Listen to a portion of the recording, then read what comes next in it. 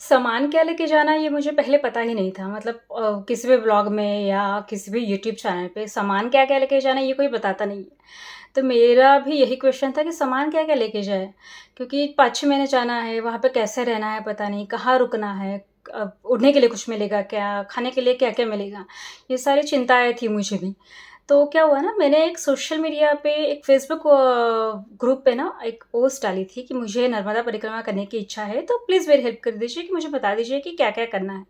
तो वहाँ पे रूपाली पारखे देशिंगकर करजी करके एक है नर्मदा परिक्रमावासी, उनका मुझे एक रिप्लाई आया था और उसके बाद उनके मैसेंजर पे जाके हमारी बहुत सारी बातचीत हुई और उन्होंने इतना सब कुछ मुझे बताया, बहुत सारी छोटी-मोटी चीज़ें, क्या लेनी है, क्या लेना है, क्या नहीं लेना है, क्या खाना है, क्या पीना है, आश्रमों में कैसे रहना है, कैसे जाना है, क्या हो सकता है, क्या नहीं हो सकता है, क्या-क्या होने की संभावना है, लोग कैसे बिहेव कर सकते हैं, कैसे नहीं बिहेव कर सकते हैं, हमें क्या-क्या चीज़ें देखनी है, वो सब कुछ मतलब सब कुछ टोटली रूपाली ताई ने इतने अच्छे से बताया है ना, कि कभी-कभी वो मेरे लिए मेरी माँ बनी है, कभी-कभी बड़ी बहन बनी है, मतलब बहुत सारी छोटी-मोटी चीज़ें, जो हम सही में अपने भाई-बहन से या फिर अपने माँ से शेयर करेंगे, ऐसी चीज़ें उन्होंने मुझे बताई हैं। और काफ़ी बार ऐसा होता था ना कि मैं हर हफ़्ते में उनको फ़ोन किया करती थी और मुझे ऐसा लगता था कि क्या मैं बार-बार उनको फ़ोन कर रही हूँ, उनको कैसा लगेगा कि ये इसको तो जस्ट इन्फॉर्मेशन दी तो ये मुझे फ़ोन ही करने लग गई है। बट वो बेचारे ना उनको मेरी इतनी चिंता रहती थी, वो मेरे फ़ोन का इंतज़ार करती थी। मतलब वो सोचती थी कि अरे आज 5 दिन हुए, आज इसको इतने चल के इतने दिन हुए हैं, कहाँ गई होगी, कहाँ रही होगी, अभी कहाँ पहुँची होगी? अरे अभी तो मंडला में होगी तो बारिश शुरू हो गई होगी, क्या करके होगी क्या किया होगा उसने, भीग तो नहीं गई होगी?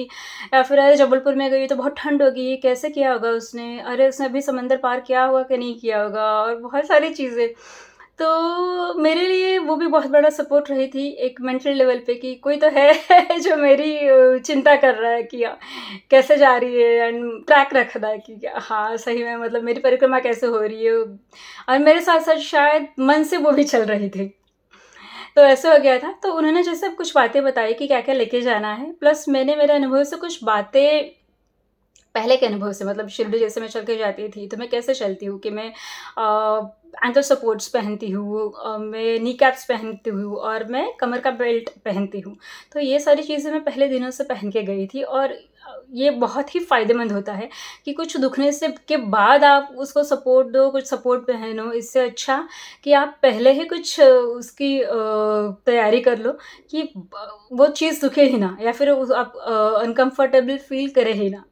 सो ये सारी चीज़ें थी, जो मैं पहले दिन से पहन के चल रही थी।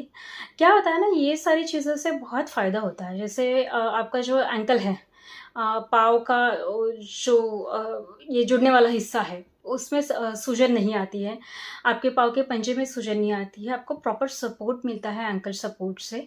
तो मुझे उससे बड़ा ही फ़ायदा हुआ। मुझे पूरे परिक्रमा में एक बार भी पाँव में कहीं पे भी सूजन नहीं आई हुई है। दूसरा होता है कमर का बेल्ट। कमर का बेल्ट ये इसलिए ज़रूरी होता है कि पूरा जो रास्ता है, वो सारा घाट घाट इन द सेंस महाराष्ट्रस घाट बोलते हैं जिसे जो ऐसा-ऐसा तिरछा रास्ता होता है नीचे उतरने वाला पहाड़ से। लेकिन मध्य प्रदेश में घाट का मतलब नदी पे नर्मदा मैया पे जो बना हुआ रहता है बाँधा हुआ रहता है जहाँ पे लोग बैठ सकते हैं, पूजा कर सकते हैं, कुछ विधि कर सकते हैं, नहा सकते हैं, तो उसे घाट बोलते हैं। तो जो रास्ते होते हैं ना सारे बहुत सारे ऊपर-नीचे, ऊपर-नीचे, ऊपर-नीचे होते हैं और अपने पीठ पे सामान रहता है 8-10 किलो, तो अपनी पीठ सीधी रहे और कमर ना दुखे और जैसे हम नीचे उतरते हैं ना वैसे हमें कमर पे झटके लगते रहते हैं। ऐसे ही झटके लगते हैं, ऊपर से अपनी बैग होती है तो और ज़्यादा झटके लगते हैं, तो वो झटकों को ना सँभालने के लिए कमर का बेल्ट ज़रूरी होता है। तो मैं पिछले 16 साल से पहनती ही हूँ, तो मेरी वो आदत है। तो ये और जो निकैप है तो ये जो मैंने निकैप पहने थे ना वो गुलाबी कलर के होते हैं पतले से जो महाराष्ट्र में मिलते हैं।